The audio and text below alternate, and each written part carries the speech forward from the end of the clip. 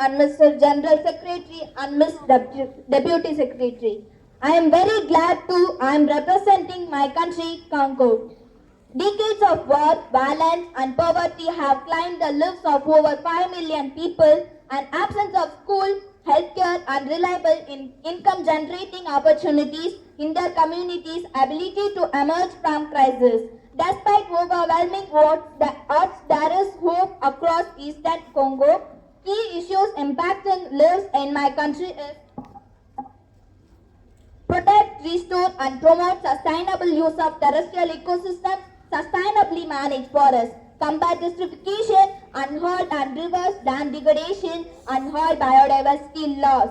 There are some encouraging global trends in protecting terrestrial ecosystem and biodiversity. Forest loss is slowing down. More key biodiversity areas are protected and more financial assistance is flowing towards biodiversity protection. Yet, the 2020 targets of sustainable development are unlikely to be met. Land degradation continues, biodiversity loss is occurring at an alarming rate, and invasive species and the illicit poaching and trafficking of wildlife continue to thwart efforts to protect and restore vital ecosystem and species.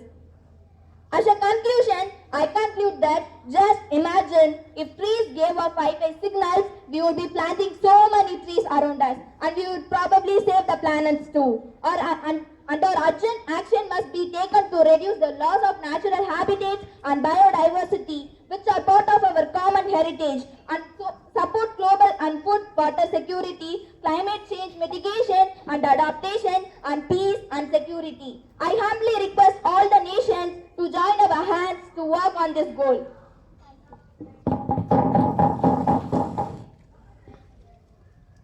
I would like to thank Her Excellency Miss Karishma for her statement just made. I would like to talk about the issues that are going on in the Democratic Republic of Congo. These people are suffering a lot, especially in the eastern part of that country. And we were all elected so that we can bring peace to our people. So I would request all the delegates of each and every country to share responsibilities and send people on the ground so that these issues can come to an end. Thank you. I have the honor now to welcome the representative of Russia. You may please have the floor. Thank you. Mr. President, Mr. Secretary General, and all the excellencies and distinguished guests from all across the world. I am Deva Pandian, very happy to represent the country, Russia. For the past 7 decades, Russia has been witness of achieving gender equality and empowerment at all women and girls, such as significant decline in the prevalence of female genital mutilation and early marriage that we called as child marriage. The overall number to be high. Let me highlight the progress of achievement. The practice of child marriage has continued to decline around the world, largely driven by progress in South Africa, where girls' risk of marrying in childhood decreased by about 1/4 between 2013 and 2018. Levels of child marriage have declined at a more modest rate.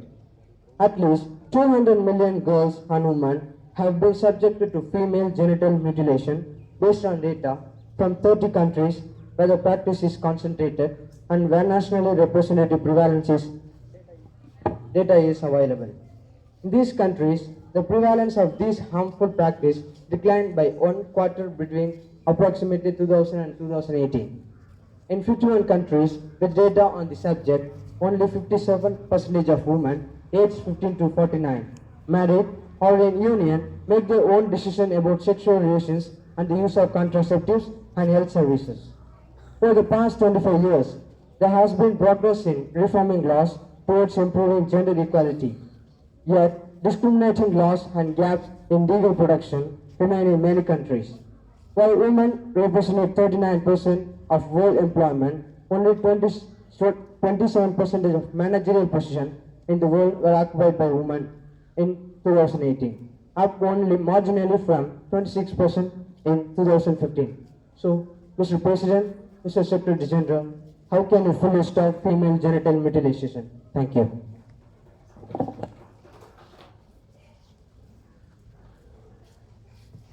I would like to thank the delegate of Russia for his statement just made.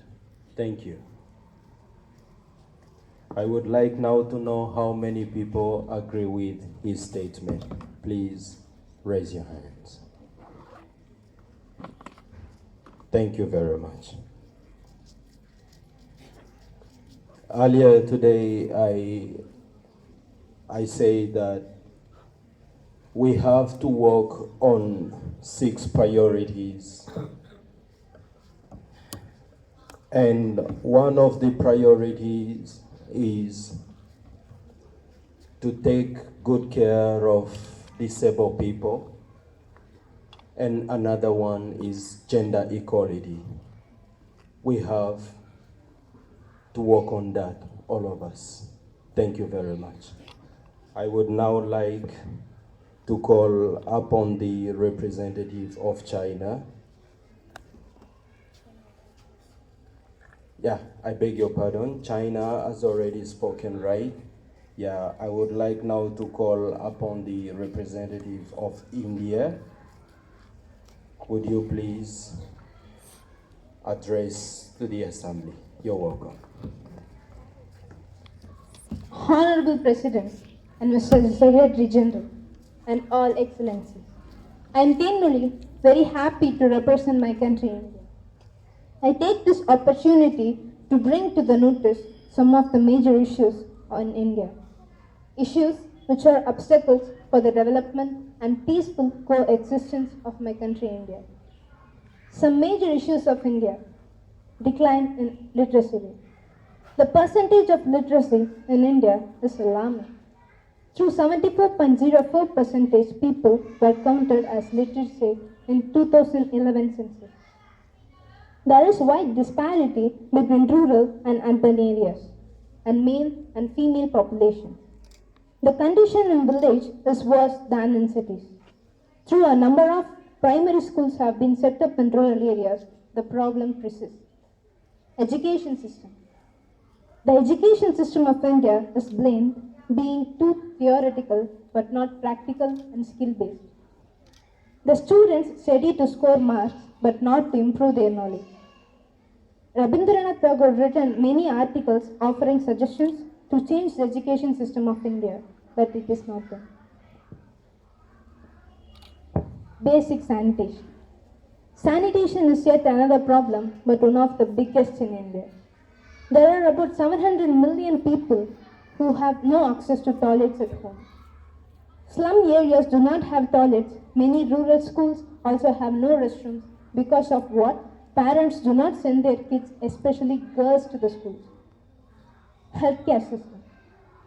India is becoming a hub for medical tourism, but all these facilities are not available to local residents who happen to be poor.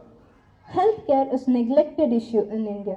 A major attentions are agriculture, infrastructure, and IT. Women's safety. Both men and women enjoy equal opportunities, but as far as freedom and safety of women is concerned, India lags behind. Issues like domestic violence, rape, and more must be tackled immediately. The time is now for us to be the leader. That is why we are here to lead. My message to the Central Secretary is simple. Let's find the solutions for the mentioned issues.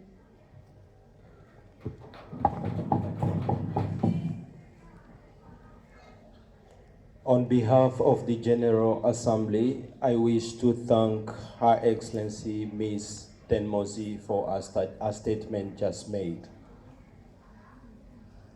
I would like to know now how many people agree with that statement. Please raise your hands.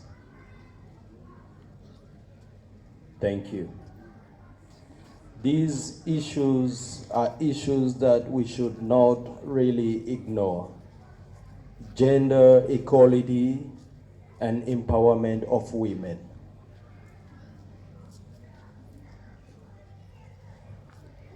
Women are being raped all over the world, and nobody talks about these issues. And as the United Nations, we have to sit down and think about these issues that are going on in different countries, like India and some of the countries in Africa. Thank you.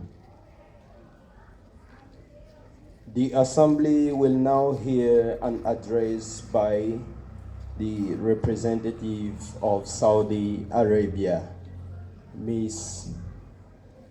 Sharifa. Respected President and General Secretary, I am Sharifa, extremely happy to represent my country, Saudi Arabia. Here, I want to bring forward some of the key issues which are hindrance for the development and coexistence of my country, Saudi Arabia. The major issues are as follows. Minority discrimination. Minorities in Saudi Arabia face severe discriminations in education and employment. Most of the religious minorities do not have legal rights and protection, which results in their exclusion from Saudi Arabia. Being under pressure from the West, compliance with basic human rights and freedoms becomes an important issue in the Saudi Arabia. The limited rights of minorities may impact the economic growth of the country. Almost 1/3 of the Saudi Arabian population make foreigners that generate 67% of country's labor force. This means that Saudi Arabia needs to conduct economic reforms that enhance their labor force to increase productivity and overall economy of the state. Women's rights. Women in Saudi Arabia are less represented in political, social, and economic scientific fields than women in any other Arab country. They are prohibited from studying certain subjects in schools such as chemistry and biology. They may not legally drive and must obtain permission from a male guardian to travel within or outside the country. Women must ride in the back of public buses even when the buses are empty. Saudi girls are not allowed to play sports in schools. All marriages are arranged by relatives. If a Saudi woman divorces her husband, she loses custody of her children over age 6. Women have little or no freedom to effectively prosecute sexual abuse cases. In court, a woman's testimony is equivalent to half that of a man's. These conditions violate women's human rights and have devastating personal and social effects. In poverty in all its forms everywhere, the decline of global extreme poverty continues but has slowed. The declaration indicates that the world is not on track to achieve the target of less than 3% of the world living in extreme poverty by 2030. Social protection systems help prevent and reduce poverty and provide a safety net for the vulnerable. However, social protection is not a reality for a large majority of the world's population. Disasters often lead to a downturn in the trajectory of socio-economic development. Only 1/3 of all countries spend between 15% and 20% of total government expenditure on education, as recommended in the Education 2030 Framework for Action. The time is now for us to be leaders, and that is why we are here to lead. My message to the Secretary General is simple. Please find the solutions for the above mentioned major issues. Kindly do the needful for my country, Saudi Arabia. Thank you. I would like to thank the delegate of Saudi Arabia for a statement. Gender equality is a must. Equality in education is a must. Both boys and girls must go to school. I would like now to know how many people agree with that statement. Please raise your hands.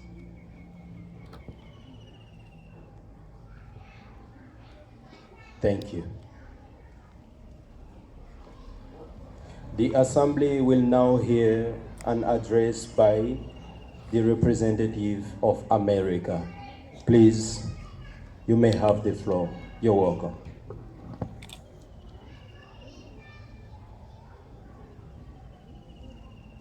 Respected President and General Secretary, I am Misha. I am extremely happy to represent my country, America. Here I wanted to bring forward some of the key issues which are hindrance for the development and peaceful coexistence of my country, USA. The issues of my country are border wall. A majority of Americans continue to oppose substantially expanding the wall along the US-Mexico border. According to a research center survey conducted on January, most Democrats and Democratic leaners, on the other hand, said the wall expansion would not have much impact on illegal immigrations into USA. Immigration is one of the fundamental building blocks that helps to make America the unique nation. For over 2 centuries, the US has welcomed millions of people from every corner of the world. And now today, we lawfully admit over 1 million people every year. That is more than only another country in the world. In 2017, the global growth rate of real GDP per capita was 1.9% and is expected to remain at about 2% from 2018. Real GDP growth rate from least developed country is expected to increase from 4.5% in USA. So hereby I ask the Honorable President and General Secretary to find approximate solution for the above mentioned problem.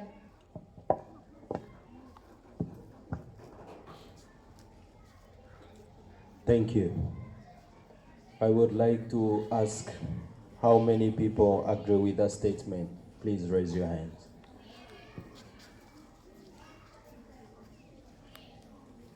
Thank you. I have the honor to welcome the delegates of the United Kingdom. You're welcome. Mr. President, Mr. Secretary General, Mr. Deputy Secretary General, and all the excellencies and distinguished guests from all across the world. I am Mohammed Azwan, very happy to represent my country, UK. For the past 7 decades, United Kingdom has been witness of developing our sustainable resource. Access to electricity in the poorest countries has begun to accelerate.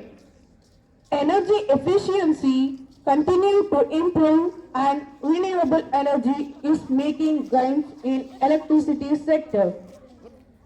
Let me highlight the progress of sustainable development focusing on electricity. The global electrification rate rose from 83% in 2010 to 87% in 2015. Global primary energy intensity improved from 5.9 in 2010 to 5.11 in 2016. A rate of improvement of 2.3% of gross domestic product. International financial blows to developing countries in support of clean and renewable energy reached $18.6 billion in 2010, almost doubling from $9.9 billion in 2011. The renewable energy share of total final energy consumption gradually increased from 16.6% in 2010 to 17.5% in 2016. But despite this progress, however, 18 million people remain without electricity. Close to 3 billion people still rely primarily on inefficient and polluting cooking system. How can we take a step for this partial development? Thank you. Thank you, Mr. Delegate. I would like now to know how many people agree with this statement. Thank you. I would like to call upon the representative of Canada.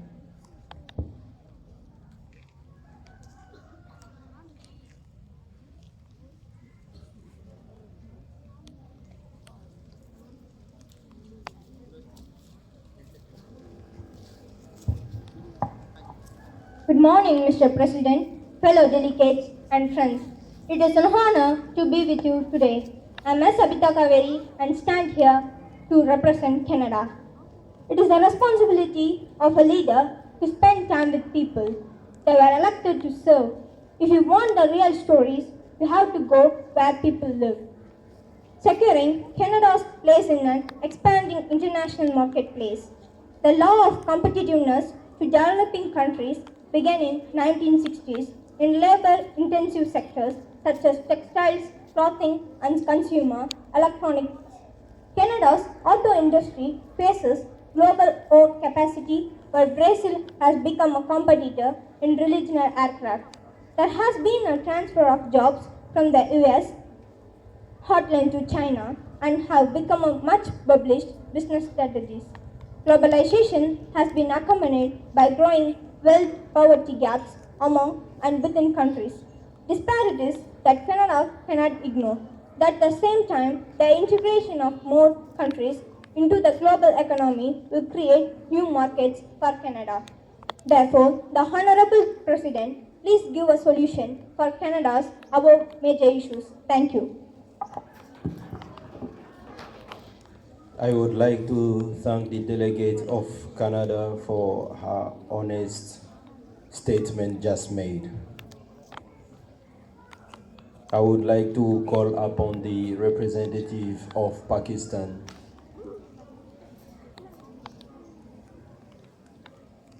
You're welcome and you may have the floor. Thank you. Respected Mr. President and General Secretary, I am Mohammad Jalal. I am extremely happy to represent my country, Pakistan. I am here to talk about peaceful and inclusive societies of sustainable development provides access to justice for all and build effective, accountable and institutions at all levels. Advance in ending violence, promoting the rule of law, strengthening institutions and increasing access to justice are uneven and continue to deprive millions of their security, rights and opportunity and undermine the direct place of public service and broader economic development. Killing of human rights, defenders, journalists and trades, unions or the right. From 2017 to 2018, the Union Nation recorded and various 431 killings across 41 countries. Every passing week says at least 8 people murdered at the front line of affect the building more inclusive, effective society. Building law and positive human individual a right to access information helps by public authority helps being adapted by 125 countries with their last 31 countries adapted such as since 2013.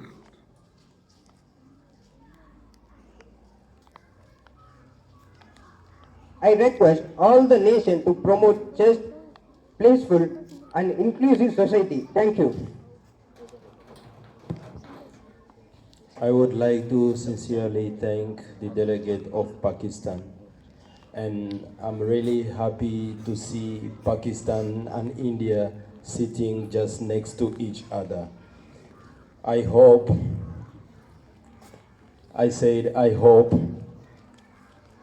you are going to bring this kind of peace into your countries, and we will never hear again about the fights and war in your two countries. Thank you.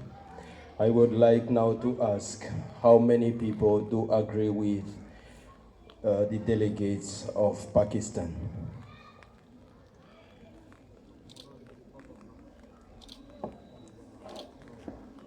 the voting is in, and we really feel happy for that. Thank you. I would like to call upon the representative of Australia to please address the assembly. Thank you.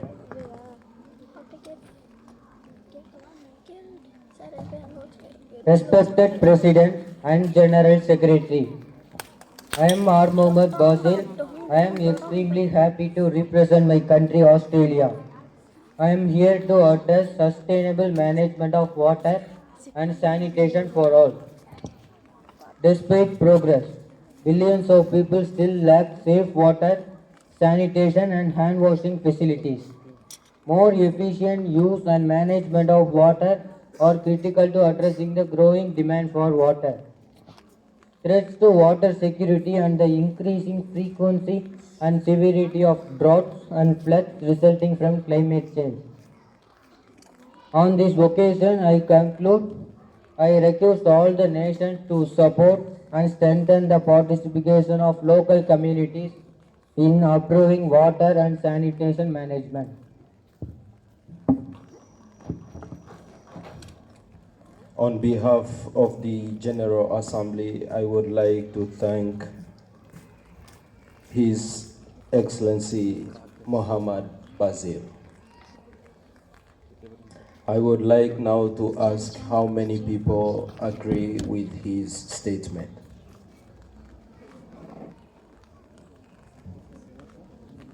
Thank you. Let me now call upon the representative of France to address the Assembly. Respected Mr. President and Mr. General Secretary, I am extremely happy to represent my country, France. Here, I want to bring forward some of the key issues which are hindrance for the development and peaceful coexistence of my country, France. The unemployment rate in France was 9.1% in the second quarter of 2018, down from 9.2% in the previous period. According to Statistica, France has fourth highest unemployment rate among European countries. For youth and persons aged 25 to 49, the unemployment rate dropped, while it was stable for those aged 50 and over. The unemployment rate for the population aged between 15 and 64 years was 65.8%, the highest level since the early 1980s. Worldwide material consumption has expanded rapidly, as has material footprint per capita, seriously jeopardizing the achievement of Sustainable Development Goal 12 and the goals more broadly. Urgent action is needed to ensure that current material needs to not lead to the over-extraction of resources or to the degradation of environmental, and should include policies that improve resources efficiency, reduce waste and mainstream sustainability practices across all sectors of the economy. Hence, I request Mr. President and Mr. General Secretary of United Nations to come up with on ideas to address the above mentioned issues. Thank you. Thank you. I would like now to know how many people agree with the statement. Thank you. Let us now hear from the last speaker of today's session, and that is the delegate of Thailand. A warm morning to all. Mr. President, Mr. General Secretary, Ms. Deputy Secretary. I am very glad to represent my country, Thailand. The key issues arising in Thailand which hinder the development of Thailanders, the rising sea level caused by climate change is among the major threats to Thailand. Sustainable development. Conserve and sustainably use the oceans, seas, and marine resources for sustainable development. The expansion of protected areas for marine biodiversity and existing policies and treaties that encourage responsible use of ocean resources are still insufficient. To combat the adverse effects of overfishing, growing ocean acidification due to climate change, and worsening coastal eutrophication, as billions of people depend on ocean for their livelihood and food source and on the transboundary nature of oceans. Increased efforts and interventions are needed to conserve and sustainably use the ocean resource at all levels. On this note, I conclude that illegal, unreported, and unregulated fishing remains one of the greatest threats to sustainable fisheries, the livelihood of those who depend upon them, and marine ecosystems. A framework of international instruments has been developed that addresses different aspects of fishery management. Most countries have taken measures to combat such fishing and have adopted an increasing number of fisheries management instruments in the past decade. Thank you. Thank you, Ms. Delegate of Thailand. I would like now to know how many people agree with the statement. Please raise your hands. Thank you. I would like to call upon His Excellency Mr. Rema, the Secretary General of the United Nations Assembly, to give the last speech.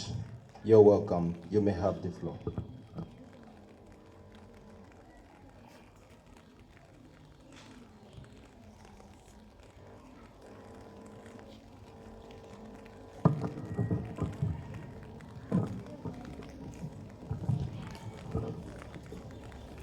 Thank you once again, Mr. President. We clutch all the problems, issues, resolutions, and decisions today to fulfill each mandate. There are certain issues came today, like problems, sustainable development, and all these things. When we talk about development, there is an undevelopment.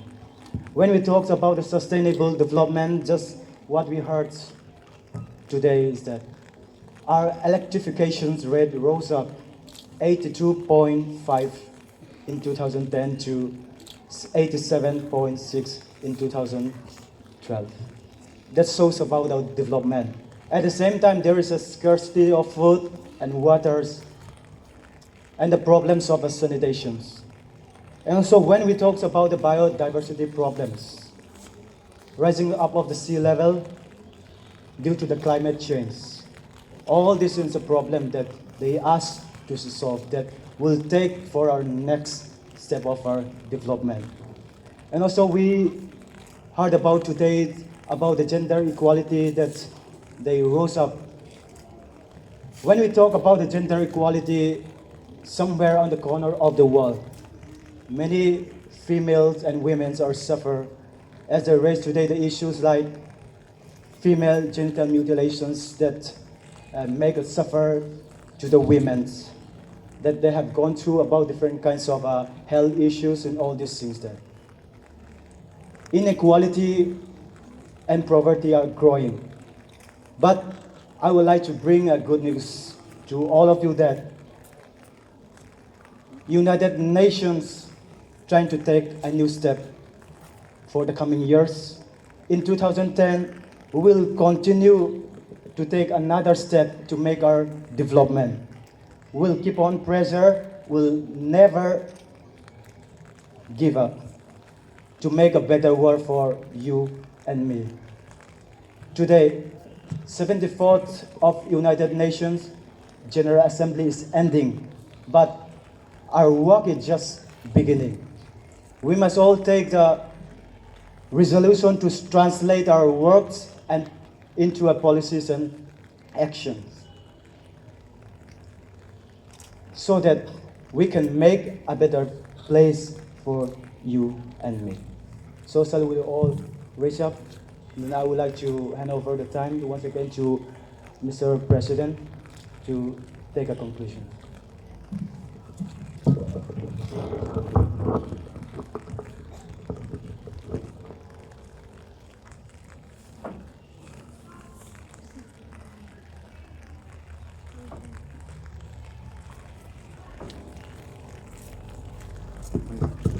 Heads of states and of government, distinguished ministers, Your Excellencies, Secretary General, Deputy Secretary, ladies and gentlemen.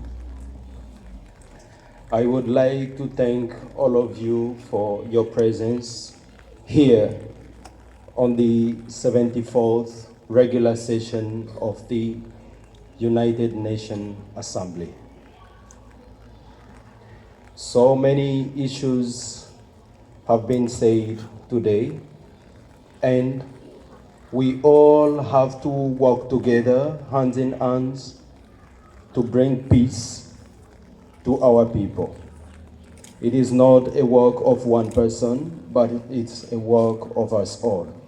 We have to work with each other to share responsibilities, and we have to act upon the issues that some of the countries around the world are facing. Thank you once again for your presence on today's session.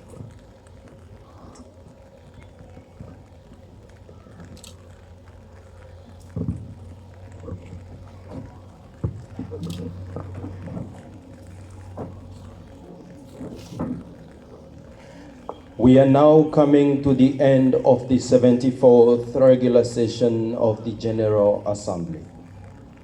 May I invite representatives to stand and observe 1 minute of silence or of silent prayer or meditation.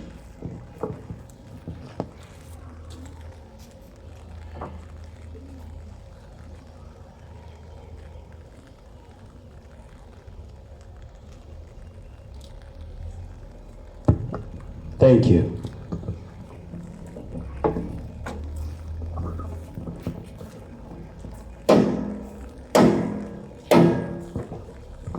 I now declare closed the 74th session of the General Assembly. Thank you.